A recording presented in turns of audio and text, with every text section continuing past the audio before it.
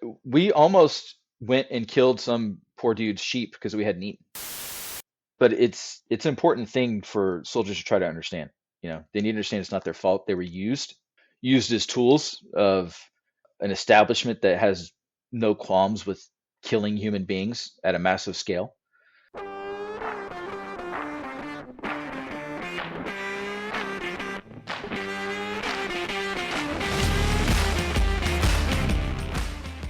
Welcome to How I Embraced the Suck, a podcast where you get to hear from veterans what life in the military is really like.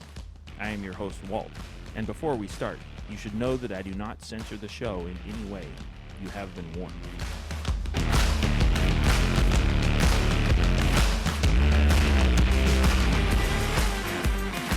And that was my foray into this, and what kind of pissed me off about that, and maybe put that tweet out, because I can't blame someone. It's just like if someone's taking food stamps because they're poor. Are they immoral? Right. Yeah. It's immoral for the government to take that money and disperse it, but is the person immoral for taking the food stamps? Yeah. When you're in that situation, correct. That's a tough call for sure. Right. Am I immoral if I use my GI Bill? Am I immoral because I retired and I get money every month? So maybe yes, knowing what I know now, I guess the answer is yes, but I also signed a contract, and I did my time. Yeah. Yep. So, yeah, working these thoughts out is hard. Like, especially once you're no longer drinking the Kool-Aid and you're looking back, you're like, oh my God, what was I a part of? What was I a part of? That it's a hard decision. It's not a hard decision. It's hard to think about the implications, right? And then plus the job I have now. Sure. The only reason I keep the job I have now is because I get to drop tidbits of information that some of these kids will never ever hear. Yeah. Just today, we had a break and the guys were talking to me like, "Hey, can you give me book recommendations?" I was like, "Yes, I can." Here's a right? list. Yeah, I'm like, check it out. Here's a short one. Anatomy of the State by Rothbard. It's free on Mises.org. It'll take you 20 minutes to read it. Take it in, think about it, right? Yeah. And then you leave it at that. You don't say anything else. And then maybe the next time y'all are having a little chit chat, I talk to him again, and I'll be like, "Hey, do you know the difference between sound money and soft money?" And you put those tidbits in. Maybe it does nothing now, but later on one day, maybe they're browsing the corners of the internet and they see an article and they think back to that moment, and it sets the events in motion that would not have happened either way. So that's what I do. Like, I guess you could say I'm kind of a insurgent in a way, but I'm constantly trying to I'm constantly trying to drop moral tidbits in people's heads. Right. Yeah, well, I should probably introduce it. We were rolling. This is Redleg, former Army artillery dude who now has, as you know, as you've already observed, has no shortage of opinions on the subject. So, but yeah, so what? Usually, I start off a little bit with like just your background in the military for the listener. You said you joined in 97. Yep. You were artillery. I forget the exact term. You basically I was the artillery, right? Fire direction specialist, I believe, is what the title was back when I joined 13 Echo. So is that like you'd get the coordinates and then you'd give the directions to the gun crew? Okay. Correct. You were the lead, pretty much. Yeah, I'm the FO, or any grunt who calls me for call for fire, that goes to me. Okay. How many guns were you dealing with? Just the one, or did you have a whole battery under you? Or it depends on task organization, right? So if you're in a 105 unit, it's usually a whole battery, so you get 6 guns, 1 FTC, 6 guns. If you're in a 155, it's 2 platoons, so you get 3 to 4 guns depending on your organization. Okay. Yeah, so you deployed 3 times, you said. What was the? So you joined in 97, and then in 01, 4-ish years later. What was kind of the change between the pre 9/11 military and then after? In terms of maybe intensity or Op tempo and Yeah. attitudes changed, but believe it or Okay. not, and I was already an NCO by then, but Okay. the NCO core actually changed for the better in many ways, at least in my Mm. opinion. So when Hmm. I was a young Joe, right, I'd watch NCOs literally get in fist fights over trying to make sure that they had the best section, that they looked the best, because it was a competitive atmosphere, and your NCOER needed to look good. Sure. It wasn't about being a team player. It was about getting yourself promoted. It was about being the best as an individual, ironically enough, right? Hmm. Yeah. Yeah. Um, then after 9/11, I noticed a sea change, at least within the units I was in. People got tighter, people got closer, people worked together better. You could go to a gun chief and be like, "Hey, man, I'm struggling with this. Can you help me out?" And he'd be like, "Yeah, man, I got you." You know, Mm. whereas that never happened with the chiefs when I was a Joe, right? They'd be like, "No, dude, figure it out yourself." Hmm. And they'd already have the answer, so now they know they look better. Right. Um, and it's actually transitioning back to that, unfortunately. Being in the community that I'm in, I see it and I Hmm. watch it, and it's back to every man for himself. So in that way, it's worse now. And Hmm. then you had this period of kumbaya, and then Sure. so in that way it's different. Do you Soldier think? quality, I don't know. uh, do you think part of it was due to the like having a more specific mission in kind of a peacetime military? There's, I would assume, there's more emphasis on like parading slash Yes, training. Whereas correct. if you're in a military or wartime military, there's a lot more like mission specific goals, and then the more understanding of, hey, this guy next to me might literally have to save my life. He's not just competing Hmm. for the next rank with me, but he could save Yes. my life. Is that? Well, that is true. And then you got to the evaluation system, which drives literally everything, unfortunately. Mm, Um, sure. you were you could quantify your achievements easier. You know, if you deployed, you had Mm, 5 men, right? You right. had $1 million worth of equipment. You did X number of patrols, fired X number of rounds, killed X number of insurgents. You didn't need to be competitive. It was Right. a team. Right. And so if your platoon was responsible for like we did shooting on the border of Pakistan, every NCO in the platoon technically gets credit for that. So Mm, okay. you're not competing for that credit. Interesting. I hadn't considered that. Yeah. Huh. Yeah, I could definitely see how that would change, like just the camaraderie Right. between each other. More of a team Yes. goal as opposed to individual, um, like a bureaucratic reward for individual effort. Correct. Obviously, individual effort is really all the only way that things can happen. But if you're in a bureaucratic system like that, yeah, huh? Interesting. Yeah, What? and it was something I Yeah. pointed out to many people, and they didn't get it. They didn't see it. I was like, well, yeah, that's because you joined during the surge, right? Like, Oh, sure. They didn't see it right, beforehand. correct. Like, Hmm. so, and it's hard. And, the officer corps got better and then worse again. Like, the Army's going through a transition right now for sure. Hmm. And I'm seeing it firsthand as an outside observer, with no say so in it whatsoever. But you still got people that come in and give you hope, right? Like, I got a trainee came in trying hard. He's awesome. I've had a few females come in since they integrated that changed my mind on females in combat. Uh, Mm. for the most part, changed my mind. Hmm. Um, you know, Let me clarify: no one should go to combat, but Sure. Yeah. Right. Right. Right. yeah, because if you say a statement like that, next thing you know, everybody's piling in. Yeah, but nobody should be there in the first place. War is bad. Well, that's Right. not what I'm talking about right now.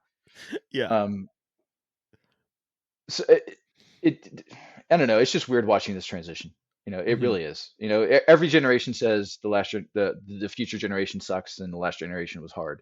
Right. You know, Right. so it's hard to quantify that because then you start sounding like that yourself, and you're like, well, wait a minute. They were wrong, right? So Right. maybe I'm wrong. I Right. don't know. Right. Time will tell. And the kids are like, "Okay, Grandpa." Exactly. Yeah. Exactly. Huh. Interesting. Yeah. So was there a difference, especially right after, like say, 2002? Was there a difference in the new recruits in their goals? You think? Numbers went up, that's for sure. Like in Yeah. a typical unit, you're always at 90% ish. I was in a unit one time that was 150%. Oh wow. Yeah, Wow. we had more people we knew to do with. I had an 11 soldier section. and Okay. a typical FDC section is 7. So, They just needed to put bodies places and right. started. Yeah. People were joining and they were just dispersing them, and if you were fixing to deploy, your unit got all the new recruits. This is the way it was. Yeah, those guns were clean. Yes. Yeah, they were. Huh. Interesting. Yeah. Yeah, because I can definitely see the motivation being a little different too. Like you were saying, the goal for college and everything, especially nowadays, you're talking to kids. I mean, I didn't join, but I kind of had that definitely mentality post 9/11. Like, I'm pretty sure I probably said, yeah, let's turn that desert into glass or something like that. Something really, really, Yes. humane, like some opinion like that. And we all thought it, right? Like, Yeah. it's hard. When you get down range, obviously you have to dehumanize, right? Like, you'll go insane. You will. Yeah. You'll go insane. And especially in indirect fires, they're just targets. They're not people. So you're shooting at a target. It's a grid coordinate in a computer, and you send the command to fire, and they fire. So Sure. You don't really start thinking about those implications till you get back. So when I got back in 05, like the implications of what I've done, like the weight started to finally crush me. And it drove me insane for a little while, honestly. Set my career back. I probably should have retired a sergeant major, but I didn't because I had problems and I didn't know how to deal with them. Yeah. But my wife did. She squared me away. We've been together 20 years, and Oh wow. if she hadn't stuck with me through it, I'd either be 6 foot under or living in the woods by myself. No one would know where I was. Yeah. And the temptation is still kind of strong sometimes, just to go out to the woods. Yeah. What sometimes I write down my questions when they occur to me, and this time I didn't. Oh yeah, you mentioned indirect fire. So I'm not.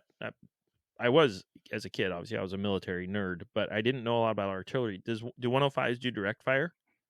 I mean, anything can be a direct fire weapon if you try hard enough. But fair enough. Yeah, 105s are, they're an indirect weapon system. I was on a 105 system called the 119er. Okay. They are an indirect weapon system. 155, the 777s and the Paladins are indirect weapon systems, and that's pretty much all we have now in the Army. Sure. Okay. The Paladin, that's a self-propelled, right? Yeah, it looks like a tank. Okay, yeah. Huh. Yeah, I haven't read about that in a while. I didn't know they had 155s on self-propelled. I guess I should have known that. Yeah. I haven't read some of that stuff in a while. I was more like the airplane and maybe like rifle type of guy, right? Like, machine guns and whatnot, but tanks a little bit, but not much self-propelled. Yeah. The Paladin is a cool weapon system. I was never on one. I was always a light fighter, so I was always in the light units. But the Paladin's pretty awesome weapon system. I'd own one. Yeah, who wouldn't? That'd be just drive it out, drive to the store to get milk. Park it on my lawn. Show up, ATF, I dare you. Right. That'd be fun. Yeah. What was the so refresh my memory. You were in Afghanistan twice and Iraq once, right? Correct. Okay. What was the difference, not just between Afghanistan and Iraq, but also between the two different deployments Afghanistan, like as far as mission goals, or just mission, I guess, and then also maybe like the feeling in the unit? Like, did that change? Was it the same unit, same folks? No. Okay. My last 2 deployments were with the same unit. My first deployment was with 37 FA out of Hawaii in 04. Okay. We had a mission in 04, which was man the gun line and provide indirect fires for the grunts as they went out and tried to get in fights, and that's what we did. The story that the first seed of doubt that was planted in my Kool-Aid soaked brain was in 04 we went on missions. We got there in April, and by July we were already out there getting it done. We went on a 4-day drive out to a new location in Afghanistan no one had ever been in. Because believe it or not, like Afghanistan's a big country, and there's population centers and there's rural areas. And so there was people in Afghanistan, because there's no infrastructure, that had no idea what the hell was going on. Mm-hmm. Like, believe it or not, they had no idea. So we drove Hmm. through one village, and they came up, and the kids were cool. One of them jumped in the back of my truck and stole a couple of chem lights. It's pretty funny. And we didn't have any problems on the way out, because I don't think they knew what to think of us. Looking back at it now, I know Right. that they had no idea. You know, Right. They're like, uh, oh, the Russians are driving different vehicles. some of them thought that way. Yeah. Oddly enough, speaking of Russians, there's a lot of blonde-haired, blue-eyed kids in Afghanistan. Oh yeah, yeah, I bet. Yeah, and I didn't get it. My lieutenant had to explain it to me because I was dumb. And I was like, oh. Right. uh, but we went out there, and they went on their mission, and their job was to kick the hornet's nest, and they did. We were set up in a punch bowl, and we spent a week of the guys just walking the mountains surrounding us and getting into Mm. firefights. Uh, then we left. We took the ground, we held it, and then we left. Now, I didn't Mm. understand why that sucked until I started reading books on it, on Vietnam, because I knew something didn't feel right. I was like, why did we just fight for this piece of land and now Mm. we're leaving? Right. You know, Right. uh, because in reality, from the beginning, there's never been a mission. There's never been an overall mission. There's never been a purpose, a higher Sure. order purpose. Sure. It was, we're going to go over there and fuck some shit up, and then we're just going to keep doing it and make people rich. Mm-hmm. So that's what we were doing. But when you're the guy on the ground, you don't know that. It takes, you have to want to learn that information. Um, Mm.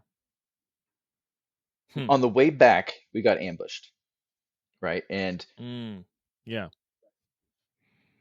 this is the thing, because I learned about this later.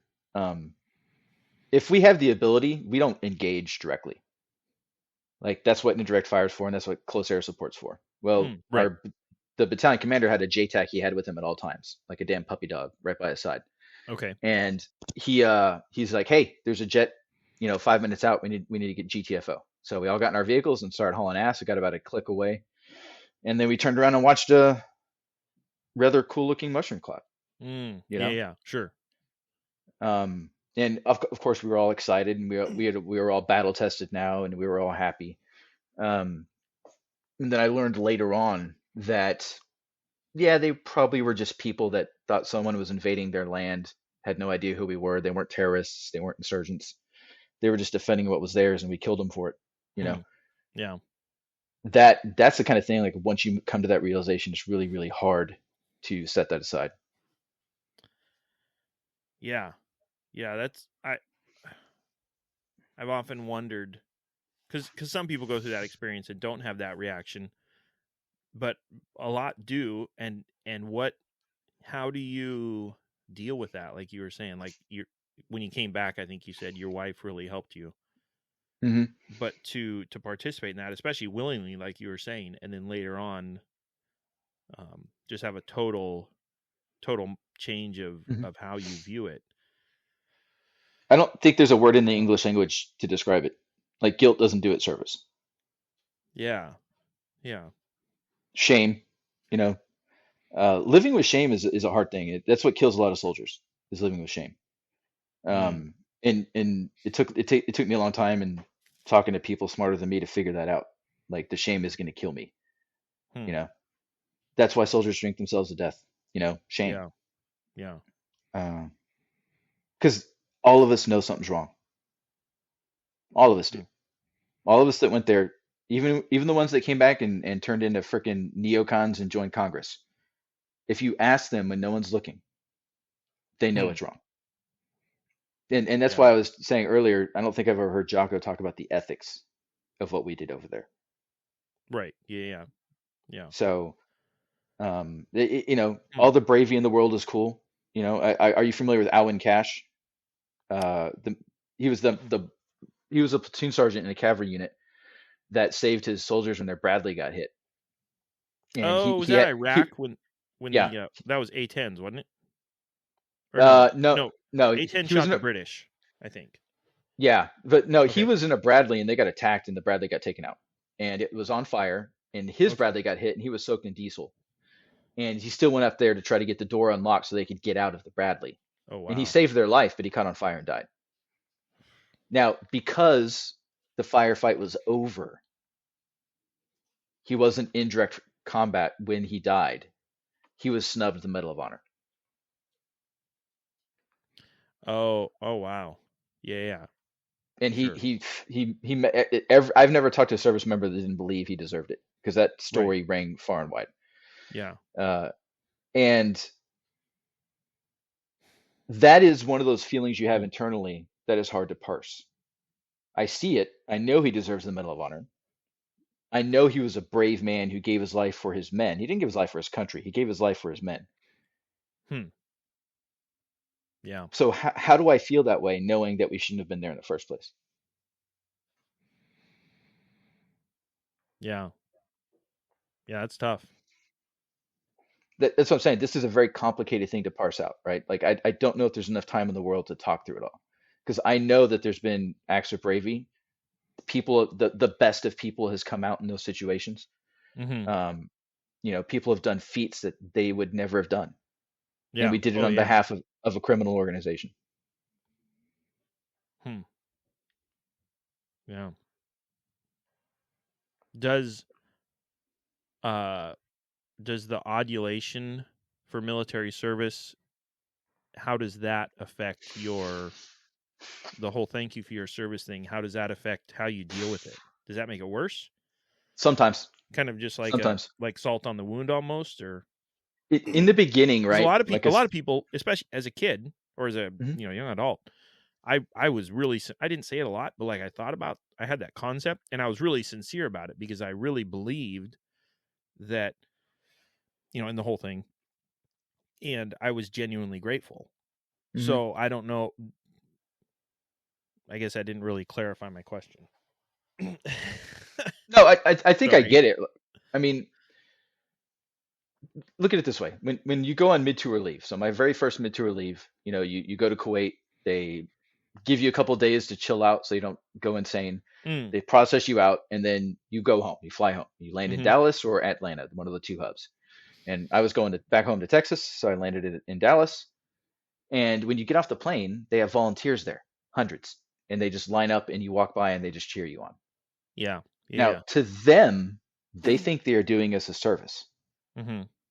Nobody there wanted to look them in the eye. We don't, even the Mm, ones who believe in the mission, they're not doing it for accolades. And even though at the right. time I believed in it, I didn't want the recognition for what I had done. Like, Right. and of course, I'm only speaking for myself, but everything felt bad about everything I'd ever done there, right? Hmm. None of it felt good. Like, I wanted it to feel good. My wife tells me I'm a hero. She's like, I'm so proud of you, baby, you know. And then Hmm. I don't want to hear it, because I know in a part of my mind that I haven't been able to process yet. I don't know why I hate what I've done. I don't know why I hate myself, but I do. Hmm. Yeah. And here's all these people telling me, you've done a great job. And I'm like, what do you say to that? Thank you, Hmm. right? That's all you can say. And Yeah. then I talked to my uncle, who's a Vietnam vet, and it's actually a stark contrast. Like, a lot of those guys got spit on when they were coming off the planes. Yeah. Yeah. Yeah. So which would I Hmm. rather have? Would I have felt better about myself if people had been lining up to spit on me? I'd rather just get off the plane, walk to the airport unnoticed, and go home. Right. You know, Right. that's when I say that I don't know how you talk about these. It's too complicated. It's too complicated. Like, even in my writings, when I started blogging and making my Afghan storytime blogs, you know, as I write it out, I keep having to backspace or delete entire paragraphs because I just can't do it service. You know, Mm. it, Yeah. it it's a constant conflict. You're in constant conflict, inner turmoil about that. You want to be proud of what you've done, but something feels wrong. Something feels off. Probably the way most cops should feel. Mm. Mm-hmm. Hmm. Yeah. And then, hmm. Yeah. So It's going tough. going back to Afghanistan, I know you wanted to talk about that. So first time in Afghanistan, that Oh yeah. happened. That Yeah. was like 3 months in. The rest of the deployment was actually pretty smooth. Mm-hmm. Uh, I had issues with my lieutenant, and that was a whole nother thing. But for the most part, we made it through. I brought everybody home. Which was my only goal. It's really all I cared about. I brought all my guys home. And then I PCS'd. I did temporary duty for a couple years, and then I went to Fort Lewis and went to Iraq. Now, the differences, right, is what you asked. Yeah, yeah, yeah. Afghanistan was under-resourced. It had nowhere near as many people necessary to do the job, which is why we had to take land and give it up. And then I watched on TV for years as Iraq was over-resourced. They had a surge. They had people. There was exposés on all these amazing dining facilities with, these amazing food right. that they're feeding all our troops. Excuse me. And when I got to Fob Warhorse in Iraq, I experienced that. Like, it was literally considered the finest dining facility in Iraq. I'm like, is that why we're here, to have a nice dining facility? Right. Like, I was angry. Like, I thought we were here to fight America's enemies, And yeah. Then I realized everything has a KBR stamp on it. Everything.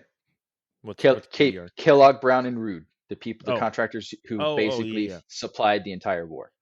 Oh, right, right. Sure. Or KBR and W, I think was what it was once upon a time. Okay. And that did not sit well with me, because I remember sleeping in the dirt without a tent, with no overhead cover, for months in Afghanistan before we got some tents. I remember having a light coat of dust on me at all times and not showering for 3 months. I remember being miserable, tired all the time, irritable, And then I got to Iraq and I was on this built up fob like a mini city. And there was a coffee shop and a Subway. There was a large PX. There was like 5 gyms, very nice, well-funded gyms. There was this large dining facility that you could go in 3 times a day and get. I had to work out 3 times a day because I ate so goddamn much. Right. It was like an Air Force base or something. It was. It was like if the Air Force had planned the war, this is what it would have looked like. Wow. And that was the biggest difference for me. Like, we also in Iraq, we had no mission. We sat there for months waiting for someone to give us a mission. We set the guns up and we said, okay, we're the counterfire platoon. In my section, I had the top FDC, so they gave me the job and they put everybody else in MRAPs and sent them on patrol. And after 3 months, they shut us down because there was no use for us. You can't shoot into Bakuba. We're not going to shoot into the city. Right. Right. So I got myself an MRAP and started going on patrols with the rest of the guys, and we gave away so much money. Now, the fraud, waste, and abuse that I saw in Iraq was ridiculous. And there's been lots of whistleblowers on it. I think, if I remember correctly, there was an expose like 10 years or so ago where this dude was interviewed because he worked for a contracting company and they were importing new vehicles on the government's dime. And then they were just like leaving them there, abandoning them. Oh, wow. Yeah. Huh. Like that happened. Yeah. With the keys in the ignition. And we're talking a brand new Ford F-150 back then, right? Plus shipping costs, Sure. Plus all the fuel they've been expending so they can drive around in a nice, pretty AC vehicle. And then they leave and it stays, Oh, okay. So they were like shipped over for a unit or something. No, for the contractors. Oh, okay. Okay. So like what they didn't just bring it over, drive it off the boat and park it. Like somebody used it and then when they left. Okay. Yeah. So still pretty much just as bad. Yes. Correct. Huh. And not to mention the burn pits. There would be times when if you'd ever go out to the burn pit, you'd see stuff still in the box getting tossed in. It was bad. Like, people don't understand, like the trillions of dollars spent on that war, most of it went to make other people rich. They didn't go to fight the war. It didn't go to kill extremists. We weren't liberating anyone. I was talking to an Iraqi policeman one time because we were in charge of what's called a provincial reconstruction team. So they go out and assess damage, determine, if the engineers can come and fix it, if we need to pay money for it. Basically, that was the main mission in Iraq at the time. We destroyed everything they had. Now we broke it. Now we bought it. Right. Right. Yeah. You're like, so, was this building, had this wall fallen down before we even showed up, or did we blow stuff it? Like that? Yeah. Correct. Stuff like that. And then also working with local governance, propping up, our guy over the guy that really wants to come and work for his community. Of course, that's what Mm-hmm. America does. We go in and put our guy in charge instead of letting them govern their own affairs. Sure. Yeah. And I was talking to this IP, and he looked at me, and the translator was there, and he's like, "I wish Saddam was back. Our trash was Mm. picked up on time. We had electricity. We had running water. Hmm. You know, yeah, sure, he was a bad guy. He killed a couple of people, but inshallah, Mm-hmm. and that's what they say to everything.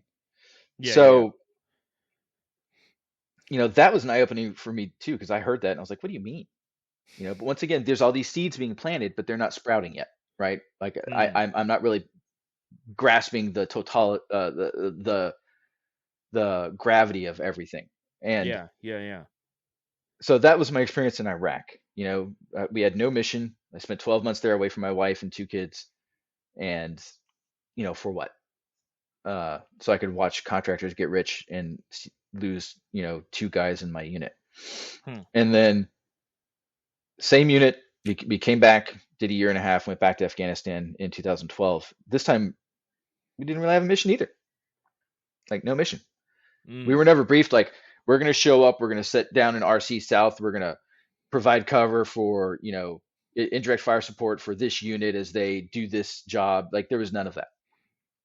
Hmm. So I spent 3 months on top of a mountain supporting the Australians. They didn't feed us because there was a squabble between our leadership and their leadership, who was in charge of supplying us. Right. Uh, We almost went and killed some poor dude's sheep because we hadn't eaten. Seriously. Seriously, like starving. Oh, so your command was assuming the Aussies were feeding you, or at least were refusing to feed you, or whatever Mhm. the sitch, and they just weren't, and Right, you were stuck in the middle with correct.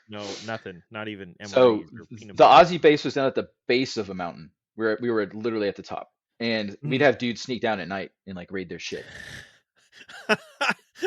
That's And awesome. yeah, I it mean, was it's sick, but that's awesome. That would be so much fun. you do what you got to do. And right along this mountaintop, every once in a while, this sheep would wander up, and one time one of them got caught in the wire, Right. and I was tempted. I was like, you know what? Fuck this guy. Yeah. It's ours now. But we untangled it and gave it back because I had read Counterinsurgency by David Galula when I was a JRTCOC, Okay. and one of the things is winning the hearts and minds. And I already knew that if we killed this dude's sheep, we were probably going to get mortared. We were probably going to get shot at, and we are in probably the most vulnerable position I've ever seen. Oh, yeah, yeah, sure. And that was another thing. A lot of people don't know in Afghanistan, and a couple of commanders got relief, but it was all political because everybody knew it was happening. They were building fobs in indefensible places. They're Okay. just utterly indefensible. Sure. Not enough troops to defend it in an indefensible piece of terrain, and that's where we were. And as soon Mm. as we pulled up there, I was looking around. I was like, "We're fucking dead. Like we're gonna die." Were And you were on top of a mountain? Was it for better ability to fire support, or yes, okay? that was the flattest, stablest place in that area to set up, nearest the Australians. Gotcha. Okay. Um, What made it but indefensible? Just um, higher mountains nearby, or there was 28 of us, and we were surrounded by oh higher hills. oh, so not this is like your guns and you. Yes, No correct. grunts with rifles. No, no, we pulled our own security. We did Oh, everything. oh man. And yeah, the Australians were there, right? But Sure, what were they sure. what were they going to do if we started getting blasted? Right. And our even our battalion commander showed up to visit us one time, and he looked around. And he was like, "Holy shit, where did I send you?" Like, yeah, thanks for noticing. Right. Spend the night out So here. yeah, exactly, sleep in the dirt like we do. Oh man. After 3 months of that, and just trying to keep my guys sane and train them, I got put on another mission, a real mission, my first real mission in 3 deployments, like no shit mission, which is to go train Afghan National Army soldiers to fire their D-30 howitzers, and so Mm, that they can start taking over their own security and provide their own, fire support and all that, which sounded sure. really good. I didn't want to do it because I didn't want to leave my men, and I fought it, but I had to go anyway. And when I showed up, I talked to the Afghans, I talked to the team I was relieving, and they were a bunch of pretty good dudes I had, actually, believe it or not, the Afghan army. Like in the beginning, I was pretty hesitant because we had already lost a couple of people to green on blue incidents. Yeah, This, yeah.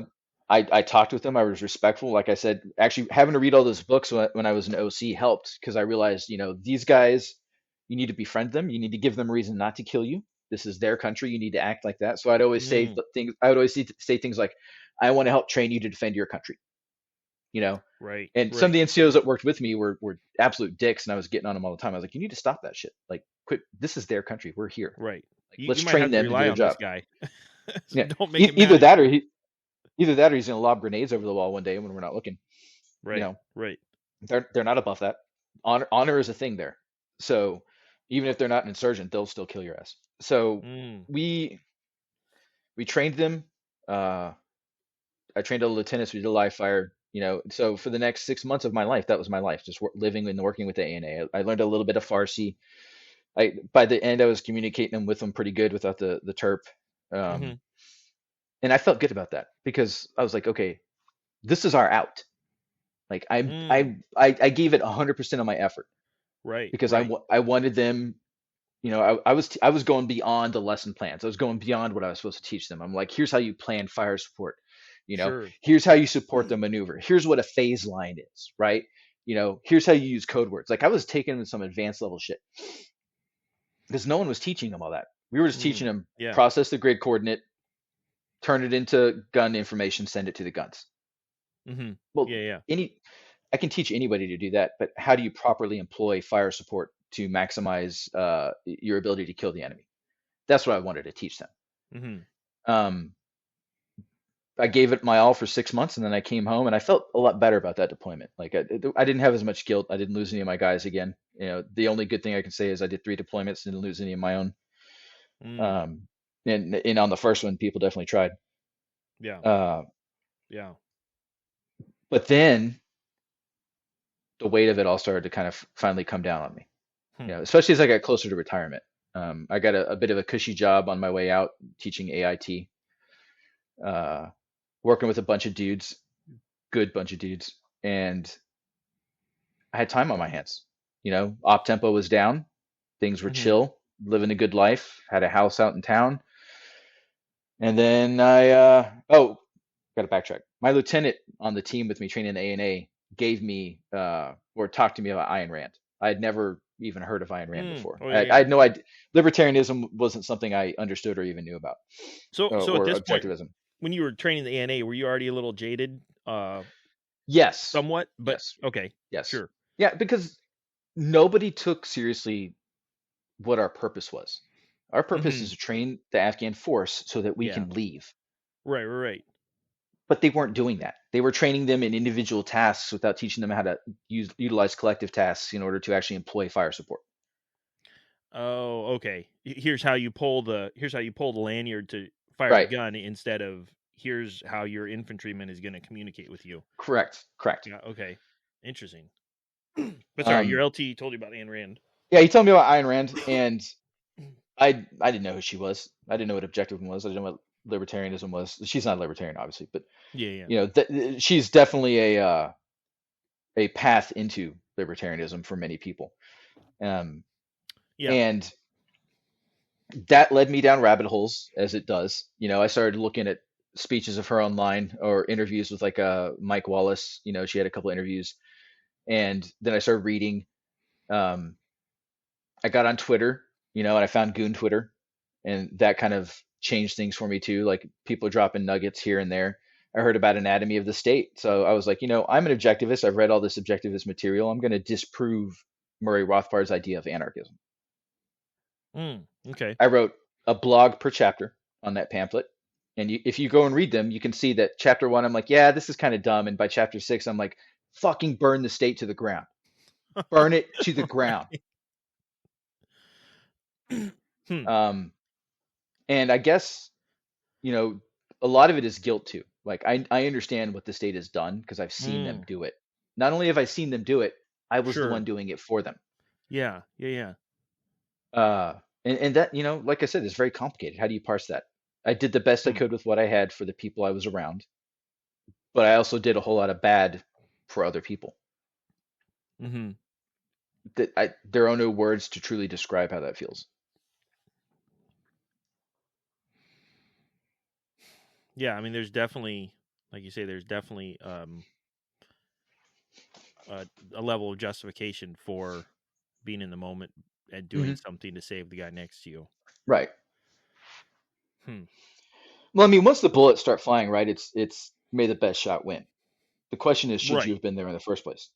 Right. Yeah. Yeah. And that's then is definitely not the time Hmm. to have a philosophical discussion. But then later, yeah, it's definitely it would compound it Hmm. where you're like, man, I was there. Right. Right. Should I have been there? Yeah. Hmm. And by the time my eyes were opened and I started really get into it, I was close to retirement, and Mm-hmm. I was really just worried about retiring. Like I'm done. I went out, but I've also given them 20 years of my life, and I want medical coverage, so I'm fucking retiring. Uh, Right. Finish it out. right.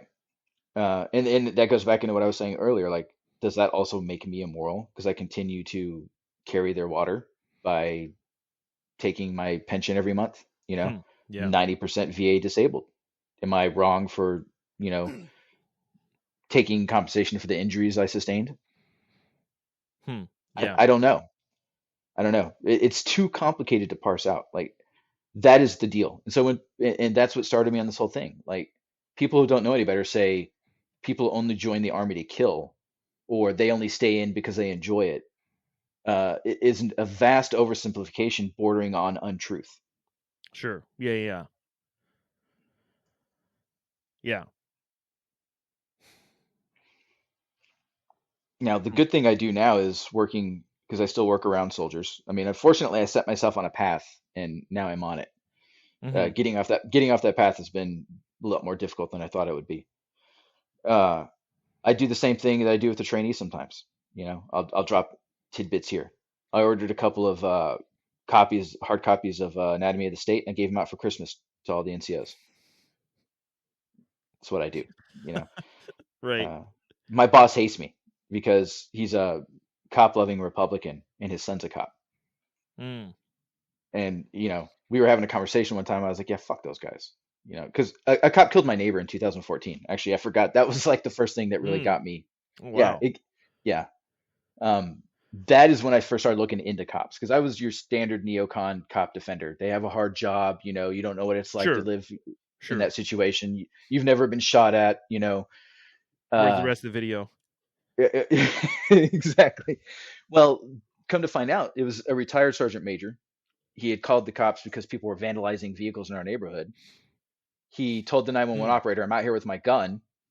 I'm on my property. Cops showed up, knocked on his door because he had already gone inside.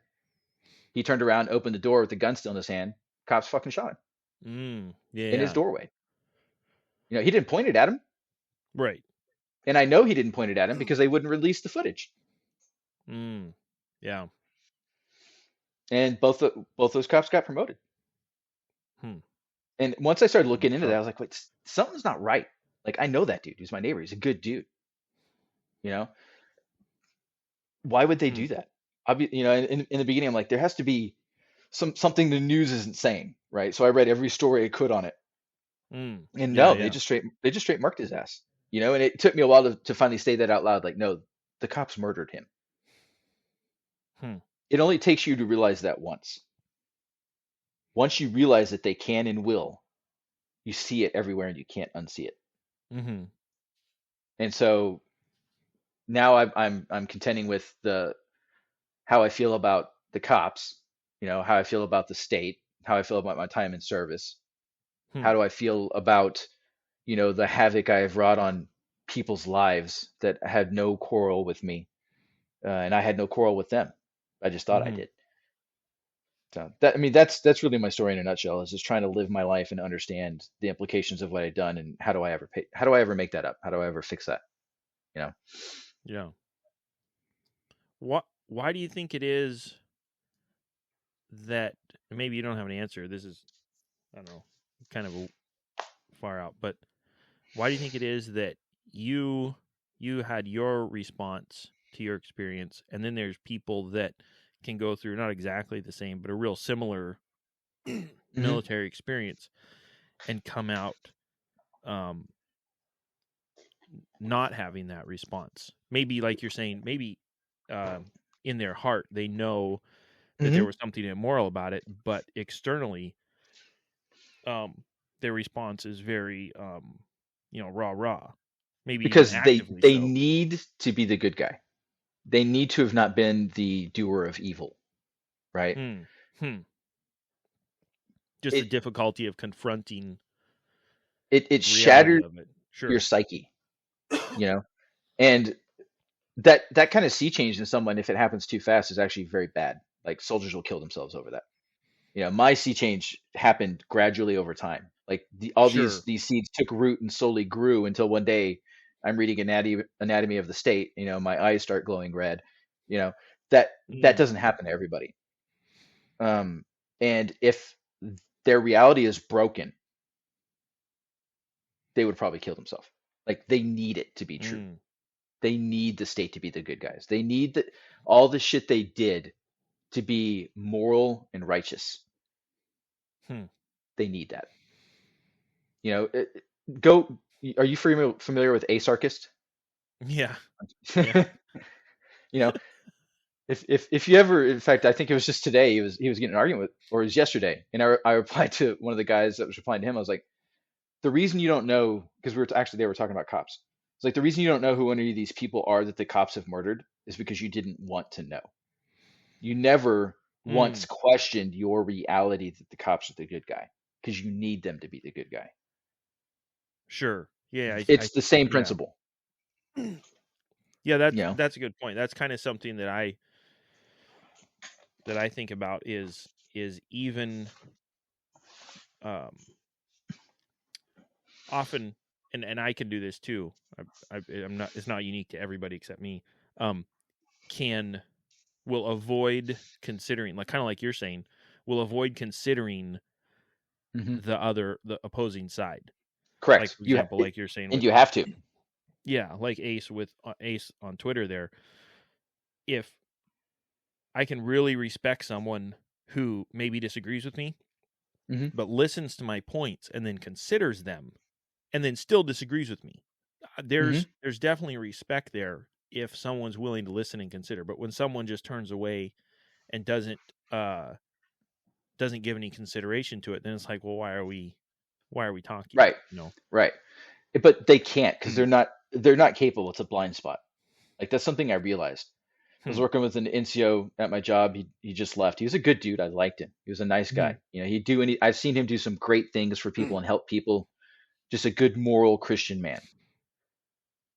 But if you try to explain to him how evil the state is, his hands go over his ears and he starts saying la la la la la la la la la, right? Hmm. Because Sure. if he was to accept the truth, Hmm. it would fracture everything about who he is and what he is. Hmm. Yeah, yeah. Like you're going in a car in one direction, and all of a sudden your body's still going that way, but now the car's turned around Yes, and correct. going full speed the other. Yeah, yeah. Hmm. That'd be tough. Like the only reason Hmm. like I said, the only reason I didn't off myself is because I did a slow U-turn. Sure. Yeah. Hmm. But soldier suicide's a problem. It has been for a long time, and there's no singular answer to it. I don't claim to speak it to know why every soldier has taken their life, but I know why one day I stuck the pistol in my mouth. That's because I couldn't hold the weight of the burden of guilt that I had, Hmm. you know.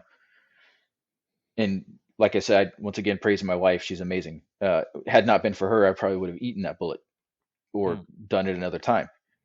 Yeah. But through her love, I was able to kind of nurse myself back to health, gain a grasp of who I really was, what was important, my wife, my family, my Hmm. kids. I went and bought some land. I got them the fuck out of the city, and now I'm the happiest I've ever been. Yeah. I'm Yeah. I'm the happiest I've ever been. That's Nobody awesome. messes with me out here. I got chickens. I've got a dog that just runs all the acres. He loves this shit. And if it weren't for that, I'd probably go crazy. The Hmm. soldiers who don't have that, the soldiers that don't have the wife that understands, because soldiers make bad decisions in marriages sometimes. They really do. So Yeah. it's not like they're marrying a woman who really loves them. that unfortunately, Yeah, is. I'm impressed. You made it, what, 4 years in the military before getting married, something like that. Yeah, Was my I got last count? married in I got married An in NCO before you got married. 2000. Yeah, that's right, 2001. 4 years in. So Yeah, yes, that is correct. yeah, that's impressive. A lot of I guys had no get married desire to get married. real early. I I had no Okay. desire to get married. I was stationed at Fort Polk, Louisiana, my first duty station, and there's not a lot of partying and hot women around there, Mm. in the swamps, believe it or not. Yeah. And so I got the chance to go to Fort Lewis, Washington, and everybody was like, "There's 11 women to every one man." I was like, "I'm there. Excellent." I was Right. still young and fit, looking good, had all my hair, and I show up there, and a month in, I meet my wife, and I've been with her ever since. That's awesome. That's awesome. But that's my story, man. And it's just hard. It's hard to parse this out. It's hard to explain to people the immense feelings that you have, especially once you've awoken, so to speak. Mm-hmm. And I don't even know if there's enough audio recording capability on the internet to really talk through it. It's like it'd be like one of those 10-hour Jordan Peterson Yeah. Yeah. things. He just stands at a lectern and just says shit out loud, throws shit against the wall, and sees what sticks. You know, but it's an important thing for soldiers to try to understand. They need to understand it's not their fault. They were used. They were used as tools of an establishment that has no qualms with killing human beings at a massive scale, or supplying people that will kill human beings at a massive scale. And if there's any drone operators listening to this is going to be my thing from now on. If there's any drone operators listening, walk out and quit doing your damn job. You're wrong. What you're doing is evil. You don't have eyes on the target. You don't have restraint. You're not down there, firing a single bullet at a single target. You are indiscriminately killing people. Right. Yeah. Stop doing it.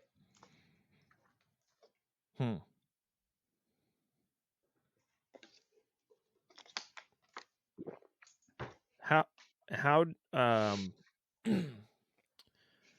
lot of guys I talk to, I have a friend, one in particular, just doesn't talk about it at all.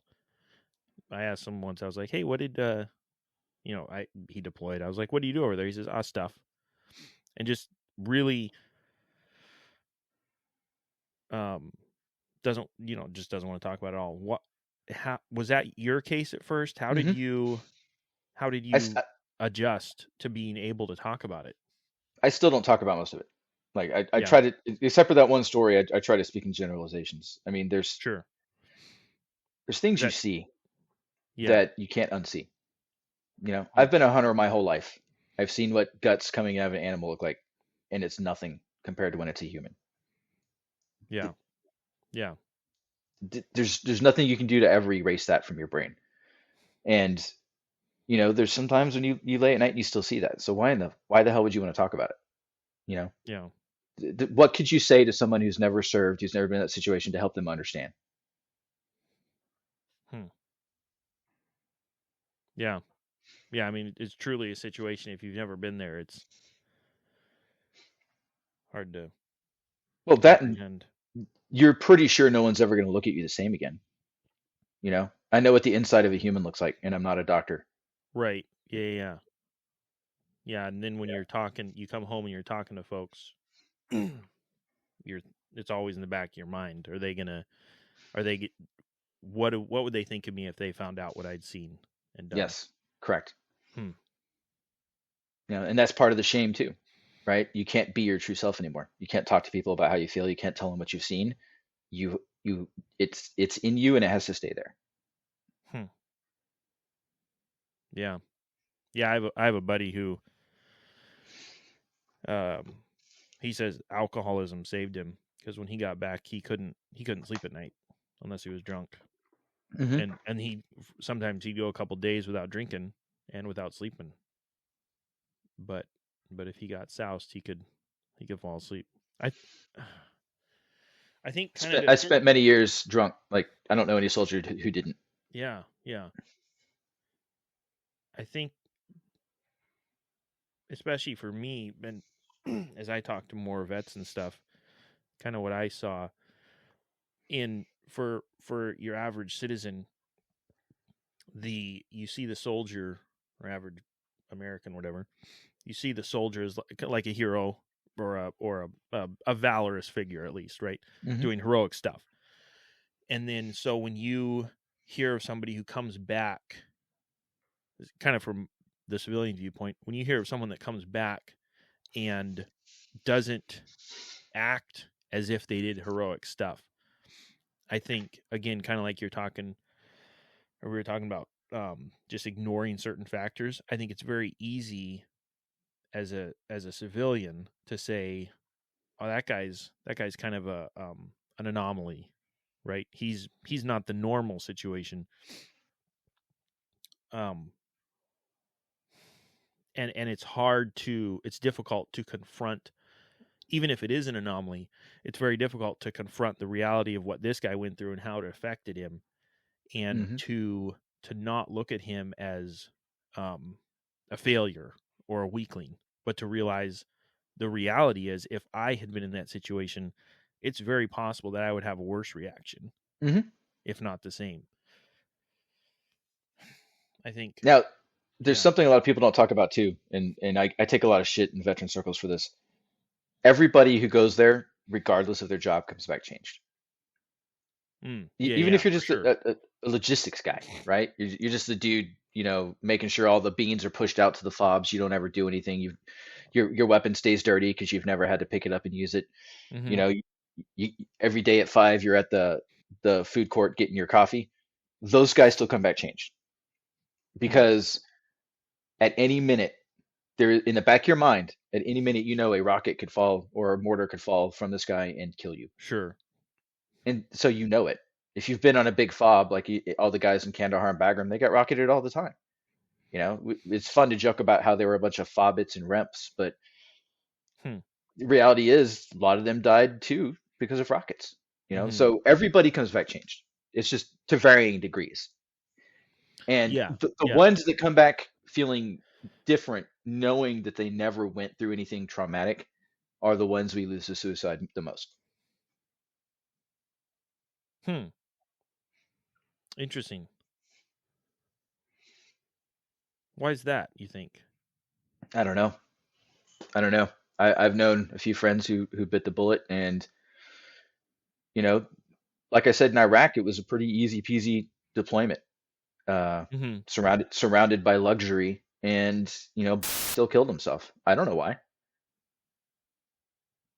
Hmm. Who knows? But we sat on a fob, and you can see in some of these, especially it was my second deployment. A lot of these guys' first deployment, you can see it in their eye and their demeanor. Uh, the first time a rocket hit Fob Warhorse, everybody was like, "Oh shit, this is real." I was like, "Yeah, it's real. Tried Yeah. to tell y'all." You know, Yeah. um, and I don't know why it is. I don't know. I mean, I don't have any quantifiable statistics on that. I'm just saying, in my experience with the people I've known and talked to, it still changes them. And other veterans are worse to each other than anyone else, right? What'd you do? Oh, you were a cook. Fuck you. you know, Right. you know, and Yeah. and it doesn't help because those guys still sat Mm. there for a month or for a year, excuse me, away from their Right. family. That they were pushing stuff out to us to make sure we had what we needed. In theory, Mm-hmm. uh, and they get treated like shit by everybody else around them. Right. Right. They went through the same psychological experience Hmm. with less justification in their Correct. minds. Like, if you're Correct. out there, That's exactly what it is. yeah, if you're out there pulling the trigger, it's easier to be like, oh yeah, it was risky. I was Mhm. risking my life. But yeah, if you're just feeding people, hmm, And when you think about that, just thinking about it now just makes me angry because all these guys who may have become a cook because they had qualms with going and being a grunt, or mm, you know, uh, sure, their lives are still being destroyed. hmm, You know, it, that is when I came. It took me a lot of time and thinking to finally admit and realize that, I just I want to be free. I want to be in a world where states aren't sending young men and women to kill each other on their behalf while they continue to get rich and fat. But that's a Hmm. story as old as time. It's Yeah. literally as old Yeah. as the Bible. You know, that Sure. that Yeah. you know, Hmm. So what do you do?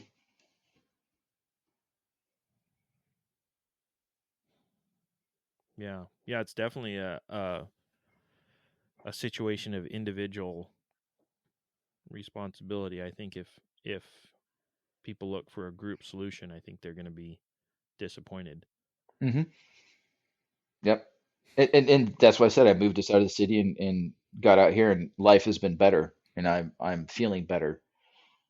But that doesn't solve the long-term problem. You know, I want to see my fellow veterans wake up and understand that we were tools. Don't hate yourself. You were lied to. You were used. We were Hmm. tools, and we allowed ourselves to become tools because we believed in a collective idea that meant more to us than our own lives did. It's not our fault in many ways. If you're born into a cult, is it your fault that you've drank the Kool-Aid in the cult? You Mm. know, should anybody come to you and tell you you're a bad person for believing this? You've never known anything else. Hmm. Hmm. So,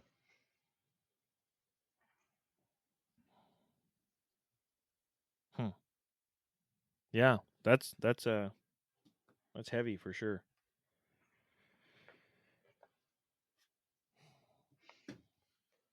when when you got out, obviously you were eager to get out, mhm. or willing.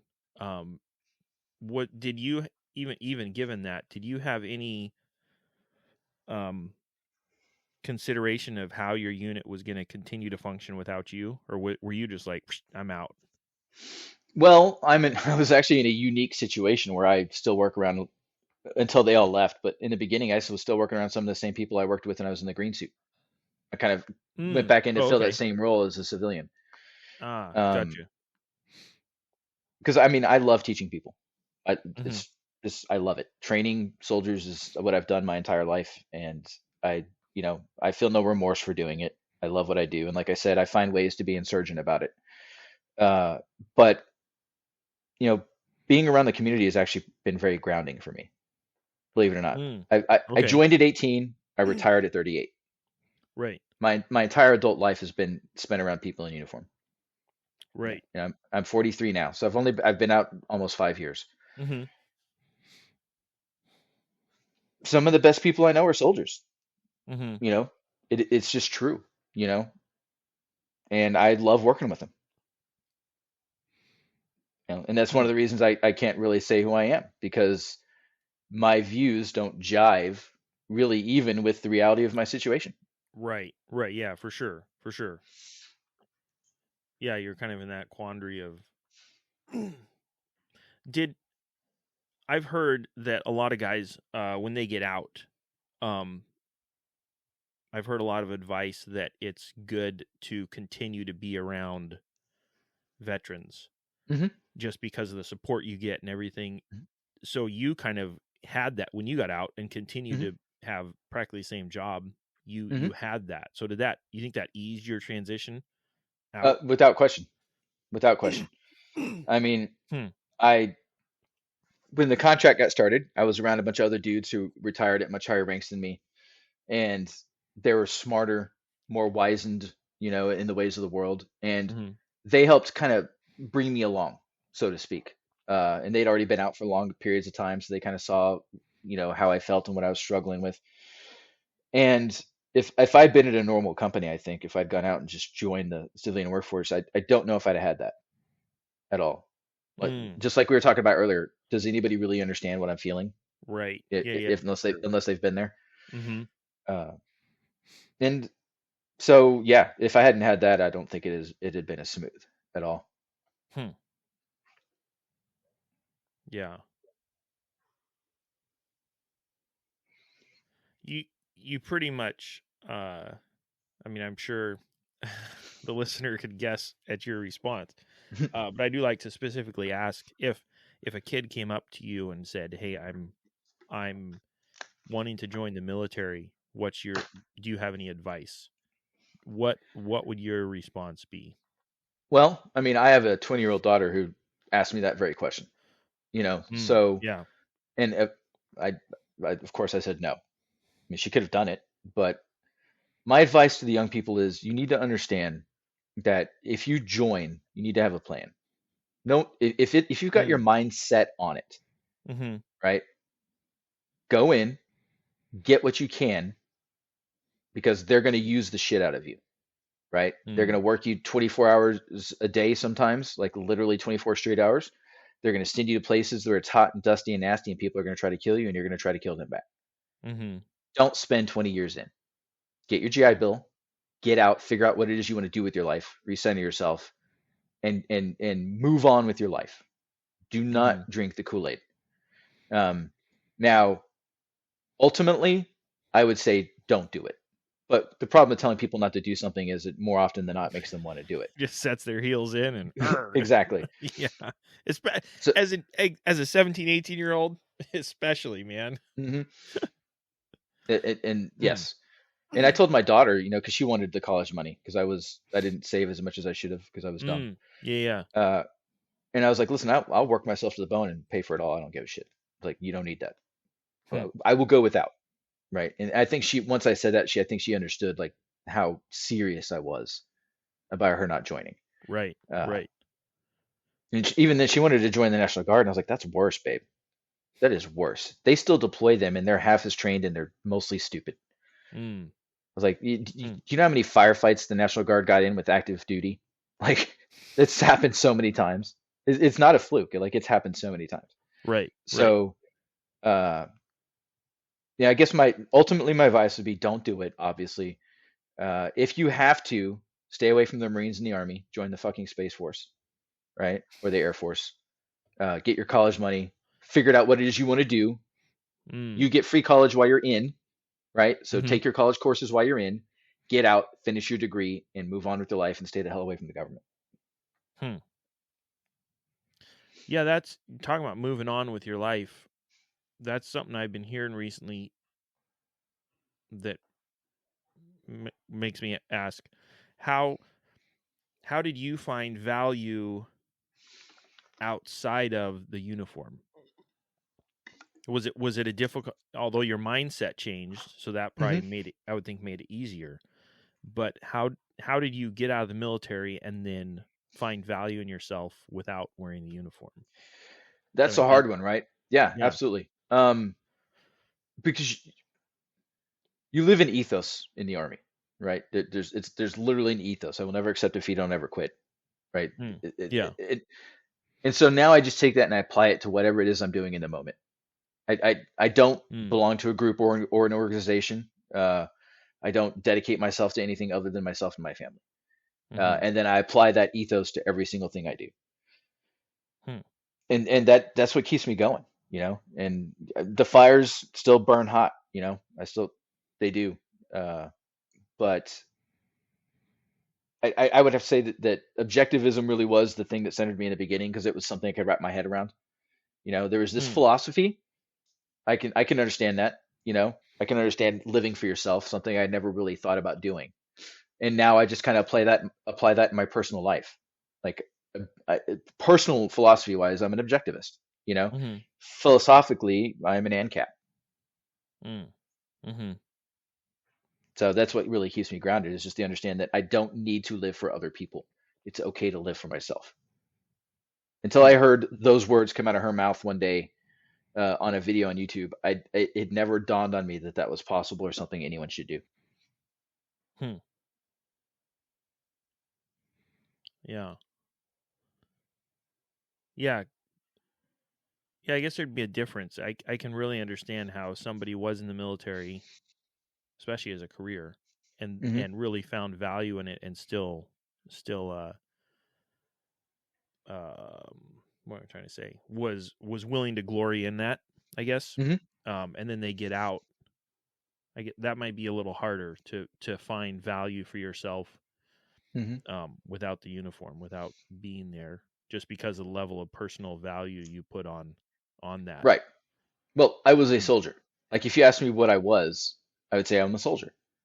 Mm. Right? That's Yeah. it's what I was. It's who I was. It encompassed my whole being. Mm. Um, Yeah. and that's because I did not believe that I was here for myself. I was here for other people. I was part of a collective. I was part of a group, and that was my purpose. That's why I Hmm. say the value I hold now is in making sure that me and mine are taken care of. Mm-hmm. Yeah. Yeah, and I I mean, if mean, you there's definitely value there to mhm. to invest in your family and that all that. That's hmm. Something I didn't do for a long time because the army always came first. Yeah, yeah. I was kind of thinking about that, like you were talking about your daughter being 20 and everything, and you were deployed for those years. That'd be tough to come back and yeah. How did that um how does being deployed affect relationships, especially like family or close friends? I mean, that's got to be tough. Yeah, that's an understatement. I mean, Yeah, right. my wife and I weren't married long when I deployed, a couple years. Mm, And we had a baby almost like right away after getting married.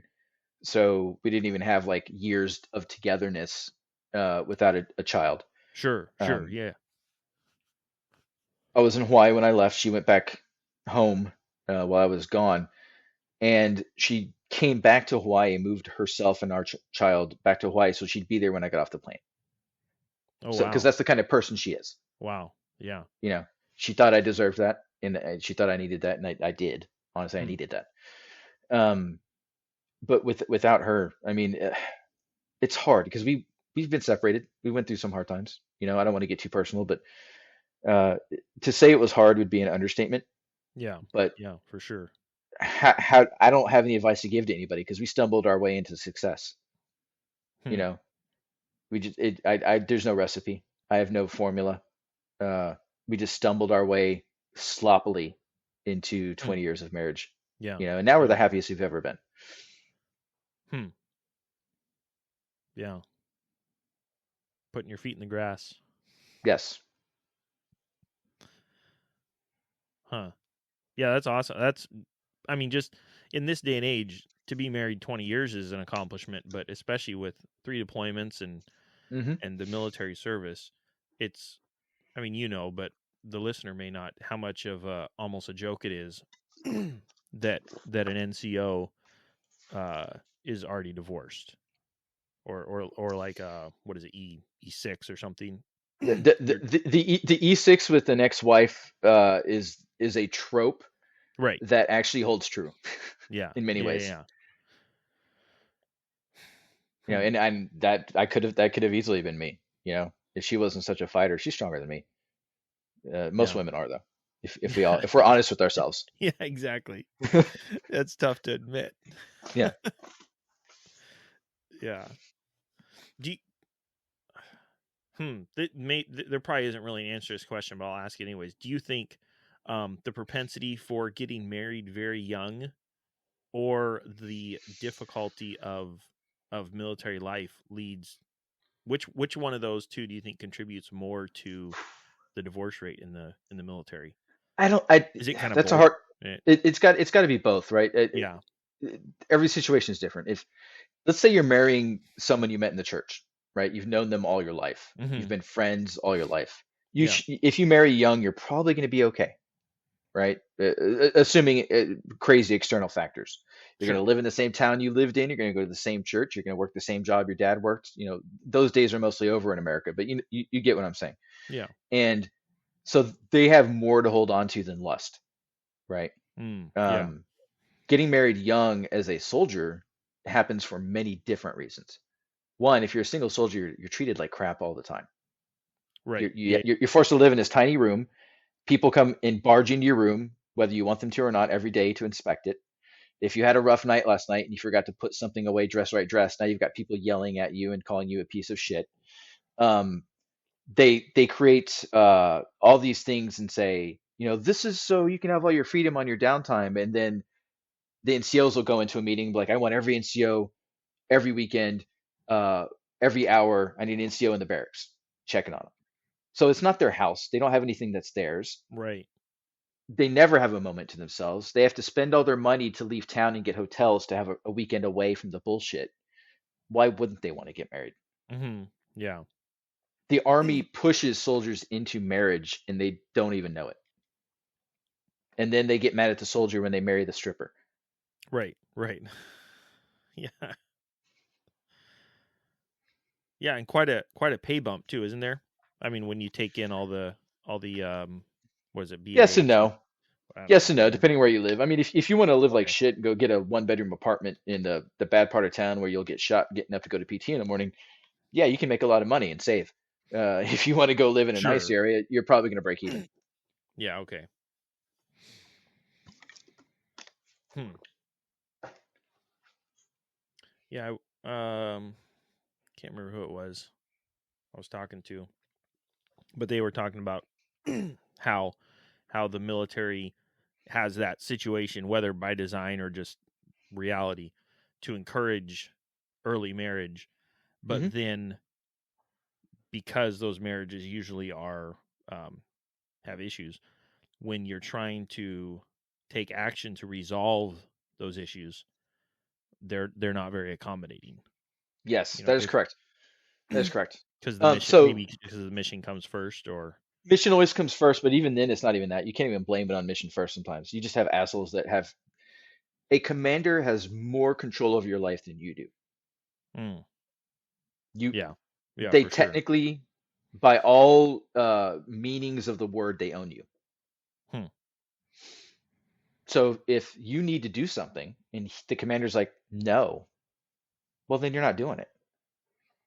Yeah, Now, there may be some veterans that take exception with the way I describe that, but if you think about it, that's literally true. All sure. decisions are made by the commander, even if that's delegated to somebody else. All decisions are made by the commander. Hmm. So just because your first sergeant's telling you no, it's like your commander's telling you no. So your commander owns you. And I mean, I've experienced it too. I mean, my wife is having complications with our second pregnancy, and I needed time off to go spend with her because she was supposed to be on bed rest, right? But Yeah, we had yeah. this training event going on, and the commander's like, "Well, you're the top dog. I need you there, and you're going." So I called my wife. I was like, "Honey, I'm not going to be there. You need to figure it out. Hmm. I don't know what we're going to do." Yeah, it is what Hmm. it is, but that's also what you sign up for. Like, you can't say Sure. there. No one joins as a Joe expecting that kind of treatment because no one tells them. But Hmm. by the time you've re-enlisted and become an NCO, you know what's up. Yeah, yeah, yeah, And, for and sure. so there is a bit of informed consent in that regard. Maybe not on your initial enlistment, but if you re-enlist, that's informed consent. Hmm. Hmm. Yeah. Wow. Good stuff. it I don't like get real meta, but I do. It's interesting how different episodes are different. Some are Hmm. light and fluffy, and some are pretty intense. Well, if anybody listens to this, the reason I want it to be intense is because I want people to know they need to quit joining. Like Yeah, no for one sure. there has your best interest at heart. They don't. Your purpose is to fight and win the nation's wars, whether they're legal, moral, or not. And Hmm. all means to that end will be met. So just stop joining. Hmm. Hmm. Yeah, yeah. If listener wants to get in touch with you or anything, or follow you, you got anything going on in the World Wide Web? At Redlegger on Twitter and at Redlegger on Minds. And I did Okay. sign up for Getter, at Redlegger on Getter, but I don't check that shit. Okay. And that's Red Leger, Redleger. Yeah, 1G. So, Yep. yeah. What is I'm no expert. What's the meaning behind red leg? So a red leg was an artilleryman in the Revolutionary War and on. Um, Oh, they okay. wore the red leggings that denoted that they were artillerymen. So they were referred to as red Oh, legs. Thank you for listening to this episode of How I Embraced the Suck. If you enjoyed the show, tell a friend. And as my Girl Scout den mother used to say, stay frosty.